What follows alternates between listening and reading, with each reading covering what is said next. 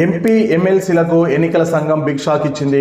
వారికి ఎక్సాప్షన్ ఓట్లు లేనట్టే అని తేల్చి చెప్పింది. మున్సిపల్ ఎన్నికల్లో ప్రజాప్రతినిధులకు ఎన్నికల కమిషన్ షాక్ ఇచ్చింది. మున్సిపల్ చైర్మన్, కార్పొరేషన్ మేయర్ ఎన్నికల్లో కీలకమైన ఎక్సాప్షన్ ఓట్లపై బాంబు పేల్చింది ఈసీ. ఎమ్మెల్యేలు, ఎమ్మెల్సీలు, ఎంపీలు ఉండే ఎక్సాప్షన్ అధికారానికి సంబంధించిన ఎన్నికల సంఘం స్పష్టమైన నిబంధనలను విడుదల చేసింది. ఎవరు ఎక్కడ ఓటు వేయాలి అనే అంశంపై ఉన్న సందిగ్ధతను ఎలక్షన్ కమిషన్ తొలగించింది. ఈ కొత్త నిబంధనలతో ఎమ్మెల్సీ, రాజ్యసభ సభ్యులకు మున్సిపాలిటీ, కార్పొరేషన్లో ఓటు హక్కు లేకుంటే వారికి ఇక ఎక్సాప్షన్ ఓటు వేసే అవకాశం లేనట్టే. గతంలో ఎమ్మెల్సీ, సభ్యులను ఆయా జిల్లాల్లో లేదా రాష్ట్రంలో పార్టీలకు అవసరమైన చోట ఎక్సాప్షన్ ఓటు వేయించేవారు. కానీ ప్రస్తుతం కొత్త రూల్స్ రాష్ట్ర ఎన్నికల కమిషనర్ రాణి కౌముదిని ప్రకటించారు.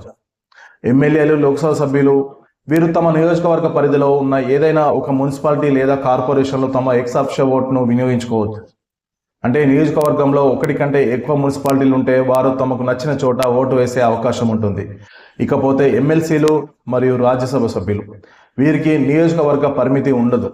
కాబట్టి రాష్ట్రంలో వీరు ఎక్కడైతే సాధారణ ఓటు హక్కు ఉంటుందో ఆ మున్సిపాలిటీ పరిధిలోనే ఎక్సాప్షన్ ఓటును వినియోగించుకోవాలి. ఒకవేళ వీరి సాధారణ ఓటు హక్కు మున్సిపాలిటీ, కార్పొరేషన్లో లేకుంటే ఎక్సాప్షన్ ఓటు హక్కును వినియోగించడానికి వీలు ఉండదు.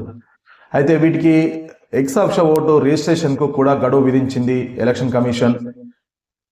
ఎక్సాప్షన్ ఓటు నమోదుకు సంబంధించిన దరఖాస్తు చేసుకోవడానికి నేటితో సమయం ముగుస్తుందని స్టేట్ ఎలక్షన్ కమిషన్ ప్రకటించింది.